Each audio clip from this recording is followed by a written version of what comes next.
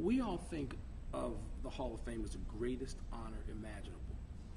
But you did not embrace this initially. How do you feel about it now? Well, it's not that I didn't embrace it as an opportunity, as an accomplishment, as a privilege. I just didn't think I was ready for it now. I think that, for me, it's like,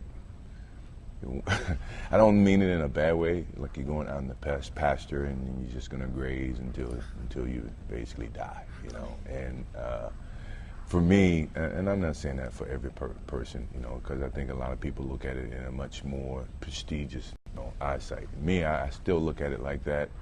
It's just that not right now. I feel like I still got so much to do.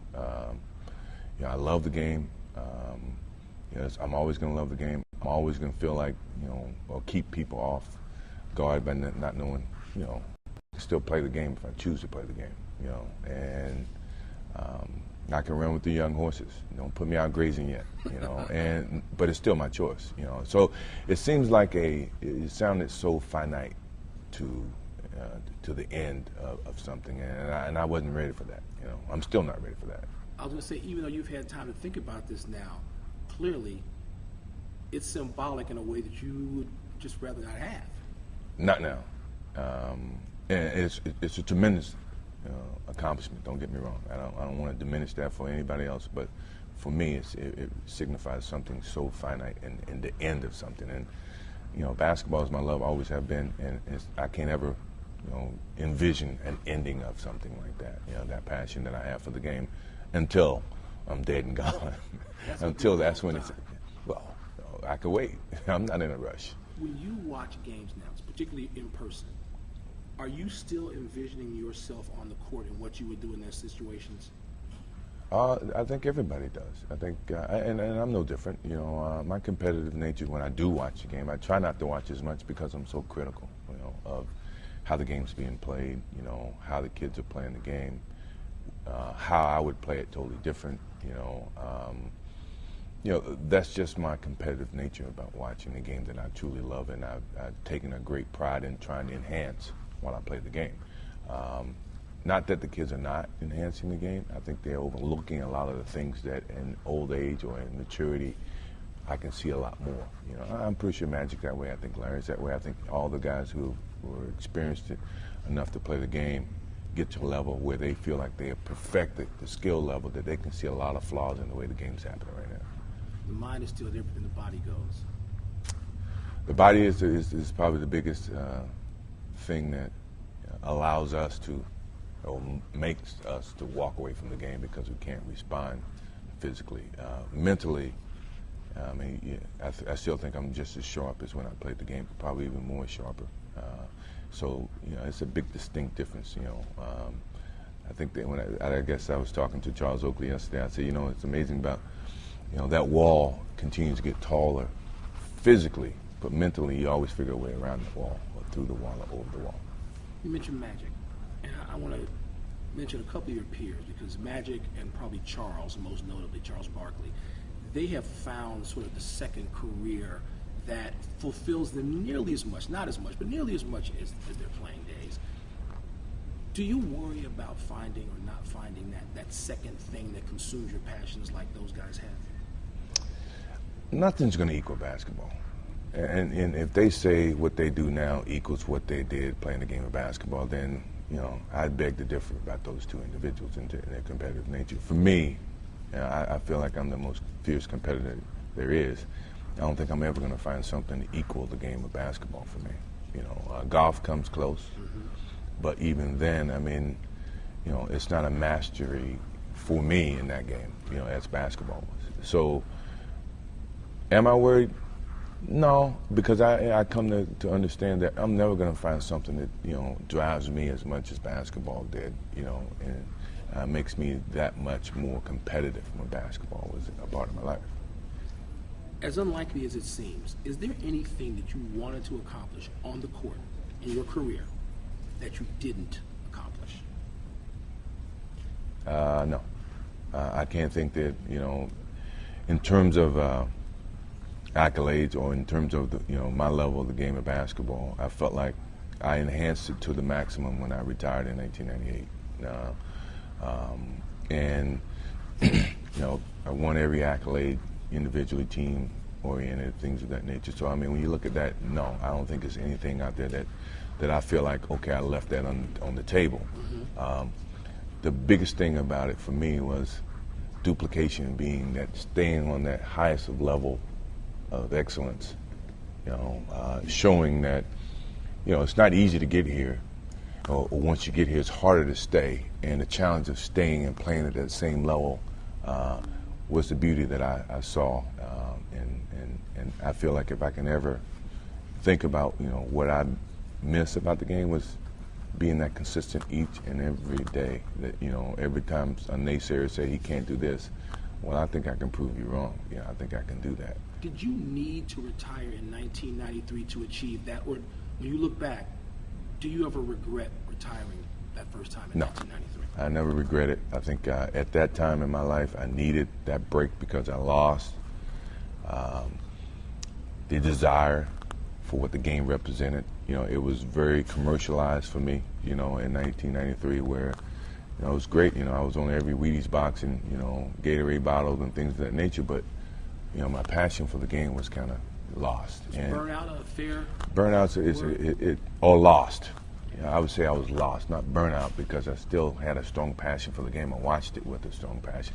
I was lost in the midst of so much things going around the game. And what baseball did for me was got me back to the basics of how much I loved the game, how genuine the game was, you know, and playing with those minor leaguers, I would never change that for nothing in the world, because I think, you know, that reinstilled some of the desires that I had when I was a kid, you know, and it was easy to showcase that once I got back, and I didn't want it to end, you know, and when the team was broken up in 1998, you know, I wasn't ready to retire, in all honesty, because I felt like we still could compete and still win, you know. But the nature of the business changed, you know, from the Bulls standpoint, from Phil's standpoint, from Dennis, and from Scotty, and here I am. I was just there to pick up the pieces and make my decision to either stay in or rebuild or go somewhere else. If that team had been able to stay together, was your eye on Bill Russell's number? I mean, we talk about Tiger and Jack Nicklaus and majors, championships. The only guy ahead of you out there really is Bill Russell. Did you think about that? Well, you know, I mean, you take it year by year. I do believe we could have won 7. And, you know, I don't want to take anything from David Robinson and, you know, those guys in his shortened year in '99. But I felt like we still had a good chance if we would have kept the team together. Now, that was a big decision from the Bulls standpoint. We'll never know, but it's great for thinking, great for conversation, great for debating. But in my mind, I really believed we could have won 7. And if we won 7, then, you know, competitive nature would have been, let's keep going. You know, let's get to 8, let's get to 9, until someone beat us, until I actually lose in the finals, which was never happened. You know, I think we could have. I like to see us stay together. Historically, some of the very best baseball players, I mean, guys including Joe DiMaggio and Willie Mays, they coveted the distinction of being called, you know, the greatest living baseball player. And I wonder, as this whole week unfolds, if you care about being called the greatest basketball player ever, does that matter? Do you want that? I don't want it in a sense, because I think it disrespects Wilt Chamberlain, Jerry West, you know, all the guys that prior to me I never had a chance to play against. You know, what everybody's saying I am, I never had the chance to compete against other legends that was prior to me. When I hear it, I cringe a little bit, because, you know, it's a little bit embarrassing, because no one knows, you know. I never had the chance, once again, to play against those guys, you know. I would love to have played against them, but I never did, you know. And for you to say that I'm better than him, I mean, it's your opinion. You know, it's their opinion. I accept that as their opinion. If you ask me, I would never say that I'm the greatest player, you know. And that's because I never played against all the people that represented the league prior to Michael Jordan. Your Hall of Fame induction this week has given everybody a chance to look back at their favorite Michael Jordan moments. Everybody has one. I wouldn't expect you to have one, although maybe you do, But what are a couple of them? I mean, what's important to us may not be important to you. What sticks out to you when you watch all this stuff? Wow.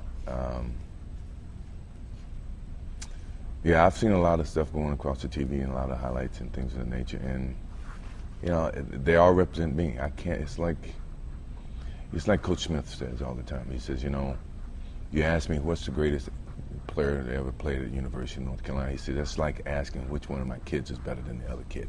You know, I find it very difficult for me to single out all the things that I've done in the game of basketball, which have been, you know, attributed to a lot of hard work and supportive people over the past, you know, 20-some years. I can't pick one moment. You know, I can say, okay, my whole name changed from Mike Jordan to Michael Jordan when I made the shot in 1982. But, you know, obviously to finish up in 1998, making a shot at, you know, Utah, coming back, and, you know, the last shot I made in Chicago Bulls. I mean, those are two that I think you can continue to find more in you know, my baseball years. People look at my baseball years and they put so much, you know, negative twist on it. To me, you love those. You love that. I wouldn't change that for nothing in the world, because I saw genuine people trying to achieve their dream with the faintest idea if they could or couldn't. You know, very few of them do. You know, but you can never tell them. You know, and I couldn't even tell them. I just enjoyed being around them because that to me was true passion for the game that they truly love.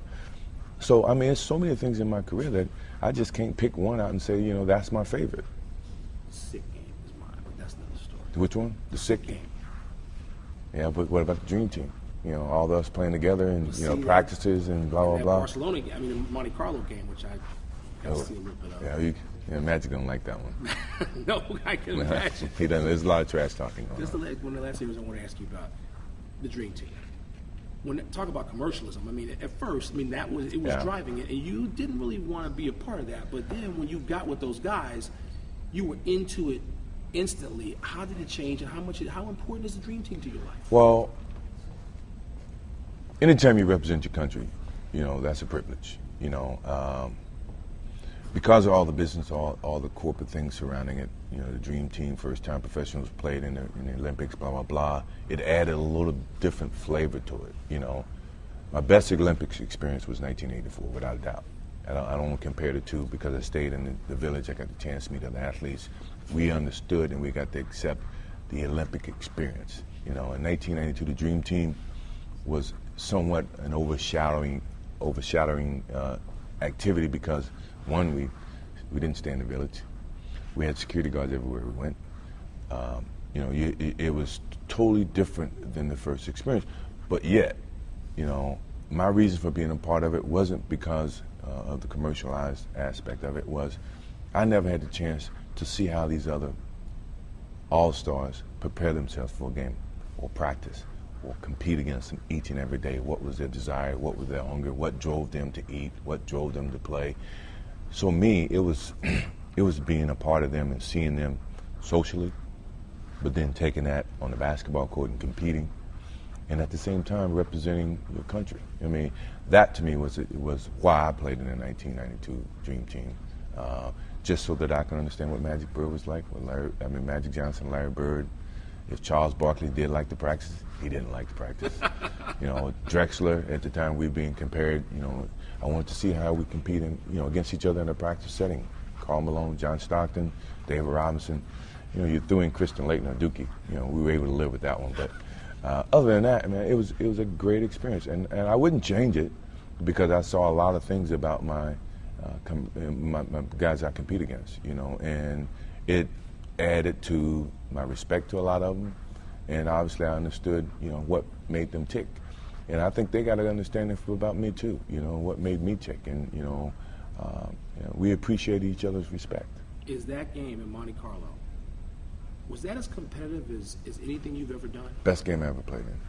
Best game I ever played in the sense that no coaching. You know, yeah, there were referees, but not really. You know, and you had 10 Hall of Famers playing against each other. I mean, how many times are you going to get that to happen in the game of basketball? I mean, when I say 10 Hall of Famers, first ballot Hall of Famers. It's not even a question. It's not even a second, third, or fourth. They first ballot. And the way we competed, And our desire and the sweat and the trash talking and all the beautiful things about the game of basketball was illustrated in that one particular game. That if you culminate everybody in the Hall of Fame and every game they played in, and you envision a game being played, that's how the game is going to be played. Last thing I want to ask you. I'm going to ask you real quickly. All right. You upset a lot of Tar Heels with your choice of Hall of Fame presenter. We've talked many times. I know how much you looked up to David Thompson, but tell people why. Tell Tar Heel Nation why David Thompson. Well, it's just simple. You know, no, I couldn't pick one Tar Heel over the other Tar Heel.